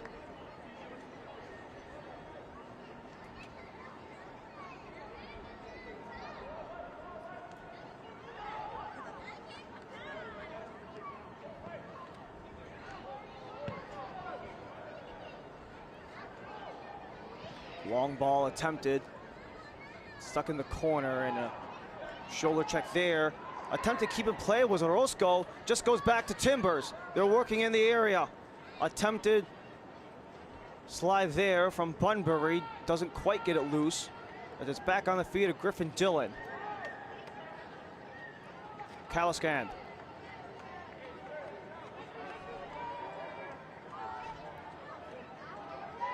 Gets it back. Omar Marquez. Marquez back towards center, chips it into the back post. And Perugia almost got the brace. He didn't get the touch that he wanted. A chance for Real Monarchs to make it 3. This was a really nice feed here from Marquez. After he gets it back, he could have gone for the shot, but just a half-second late on the foot extension from Perugia prevents this from being a 3-0 game.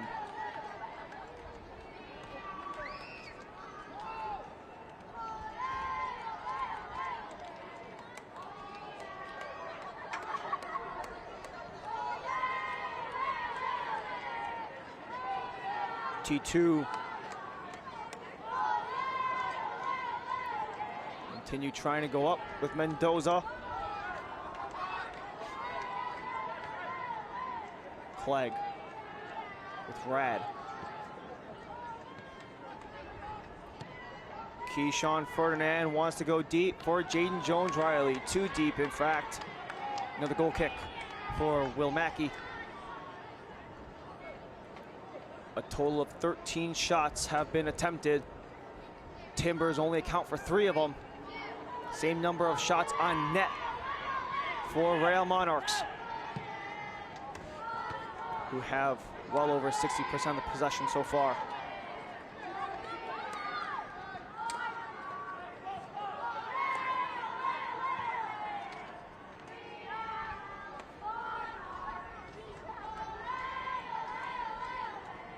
Orozco for Kalaskan, plays it back to Holt.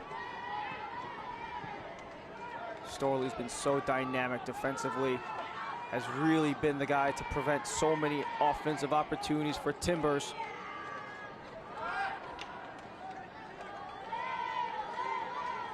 As Monarchs are back on it, centered, one to Kalaskan. Kalaskan kept it in play. So that's finally cleared by Pope. Second chance for T2, gets away.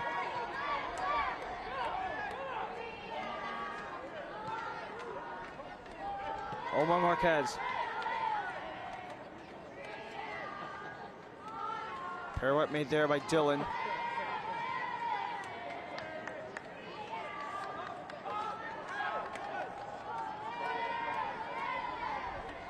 Timbers are back.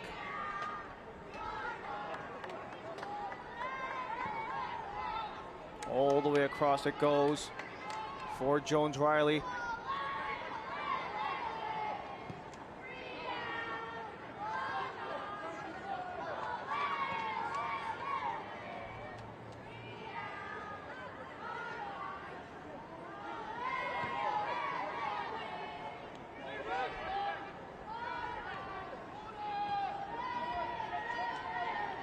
Mendoza looking for an outlet, has Jones-Riley.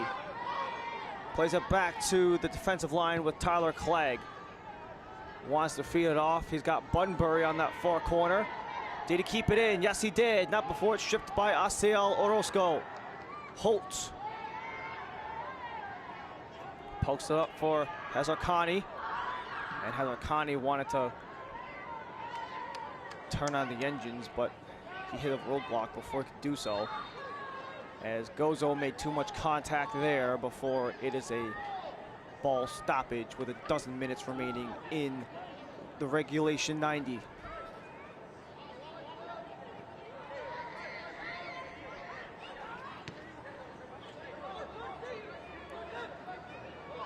Jones-Riley with Marquez on him. Just lays it back for Ferdinand.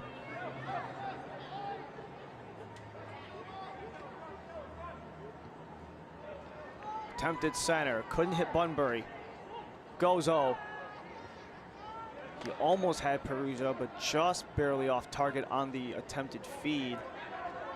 As Jones-Riley slips it through, he's got Linares.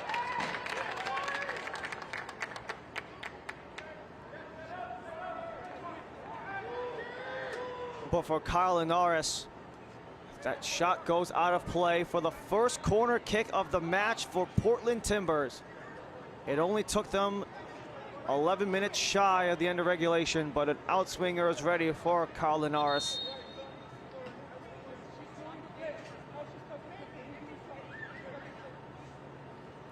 Alexis Moreno is ready at the halfway line. After the corner, Linares, outswinger, headed out by Monarchs. Kept in play for Timbers, but it will just go back towards William Mackey.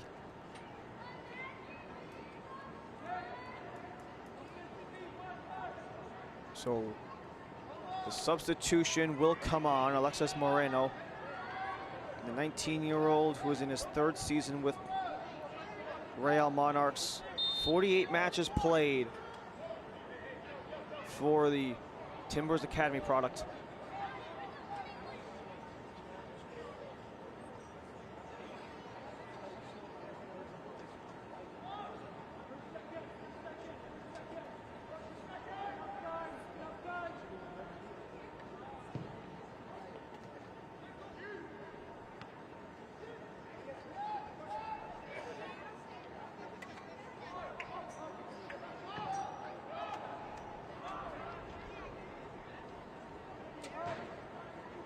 Timbers just lost a little bit of control on that last play, so it'll be another goal kick for Will Mackey.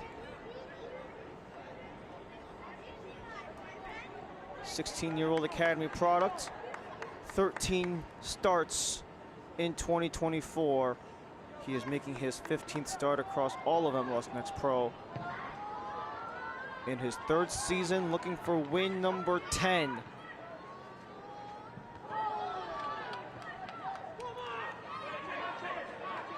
Number 9 was that 2-0 shutout versus LAFC a week ago. Kyle Linares wants to go for goal, punched out by Mackey. And Eisenberg couldn't retrieve the second try, but he'll just take it anyways for the throw-in. Eisenberg taken away by Orozco. 9 minutes to go in the second half.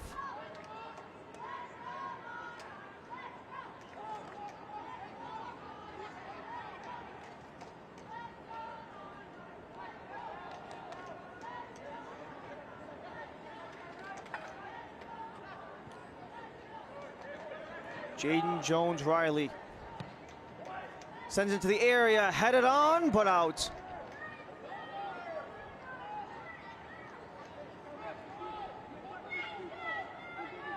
Had a couple of bodies in the penalty area.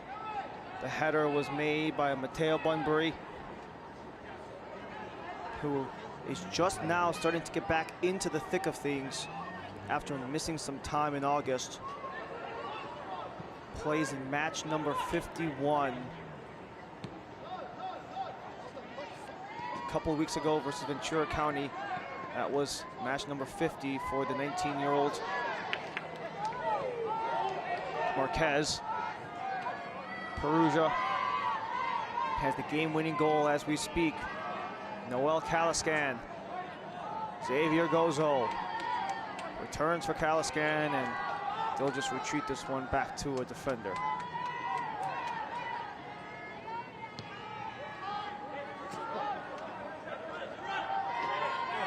Marquez. Perugia.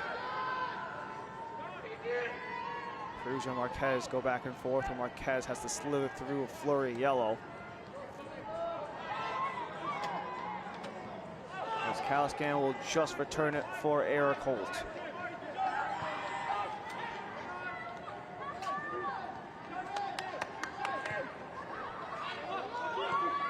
Storley. And a quick takedown there on Jordan Perugia. And the stoppage in play will provide an opportunity for Monarchs to maybe triple their lead.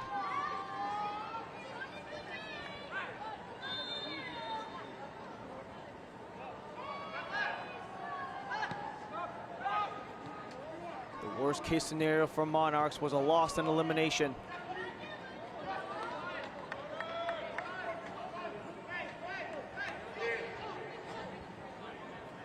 Houston winding down the half. Scoreless against Tacoma. This could very much make week 30 very, very interesting in the Western Conference.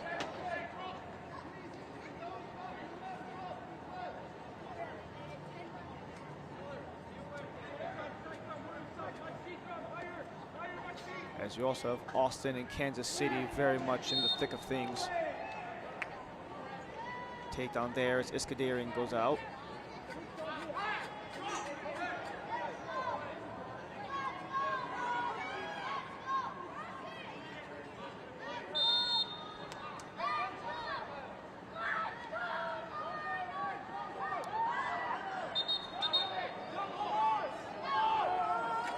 And possession flips the other direction.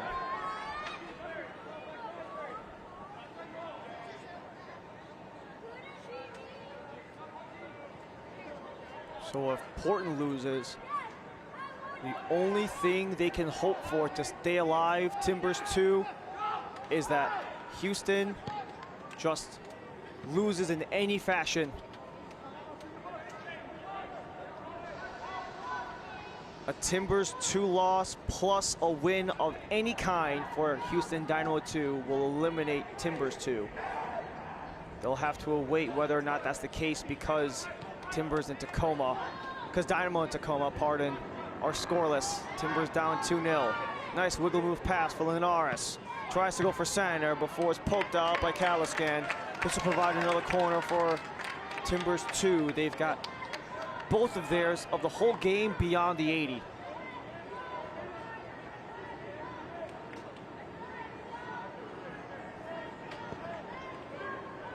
Punched out by Mackey. That might have been an attempt straight at goal.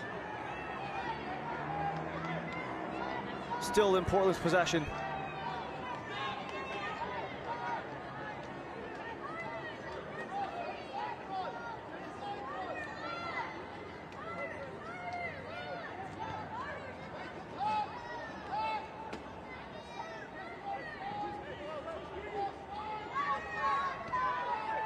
Three and a half minutes to go of 90.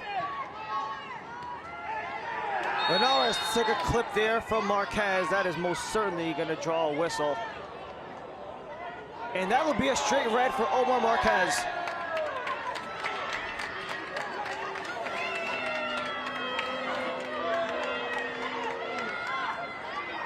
Oh, did things just get very interesting.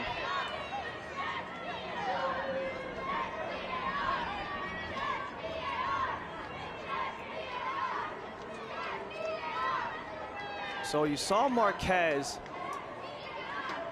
he stuck the foot out for a sliding challenge, and he hit Linares on the back foot.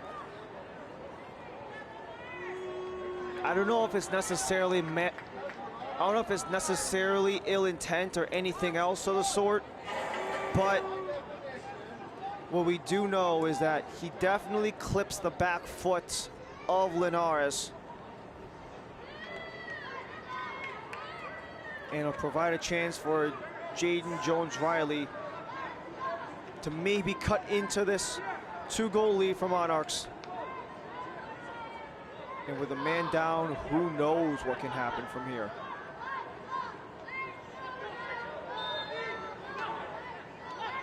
The whole crowd is at the 18. Jones-Riley, back post, settled down, up for grabs, and it's Orozco who sends it out of play for the third corner for Timbers 2.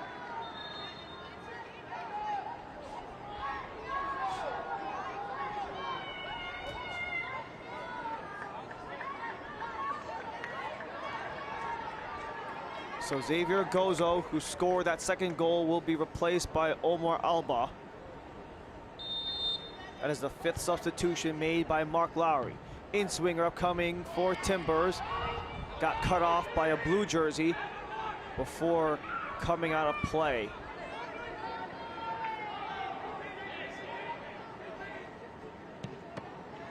Goes off of the back of Caliscan and eventually sent with all the power in the world from Perugia.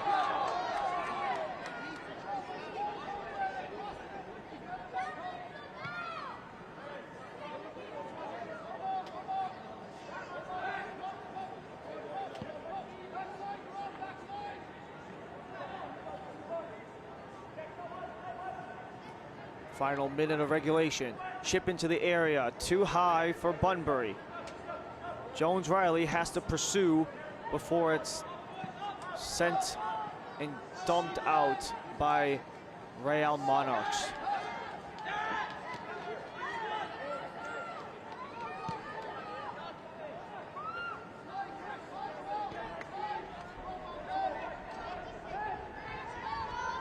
Quick feed through, but it went past anyone.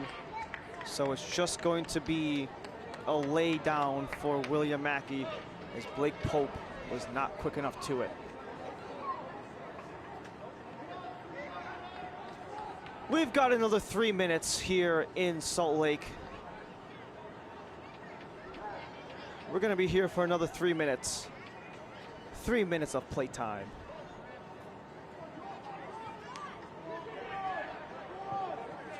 Perugia got the head on, but no clear possession, and now quick chip away here from Noah Kalaskan. Kalaskan in front, Perugia could have gotten the brace, but too much juice on that leg. Bilichuk goes quick. He pivots already for Mendoza.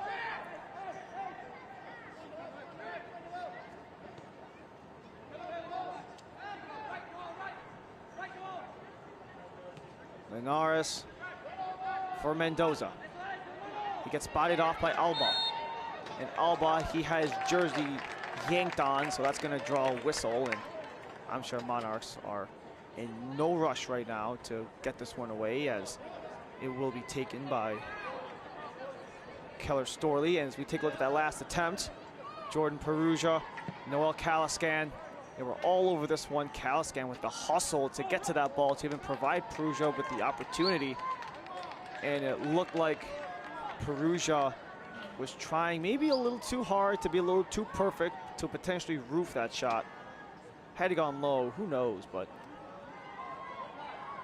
it's another 90 seconds.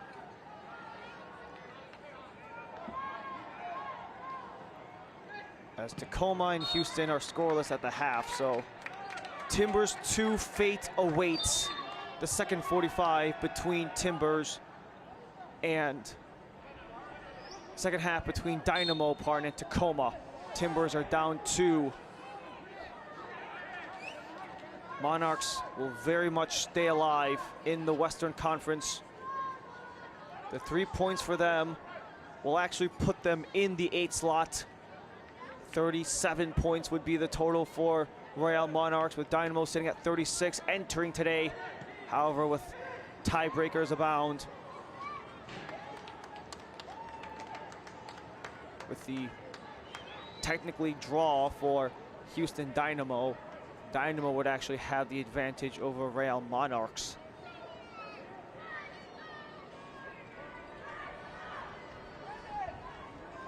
Because Monarchs were able to get some of the tiebreakers there, as William Mackey's in no rush to get the goal kick going.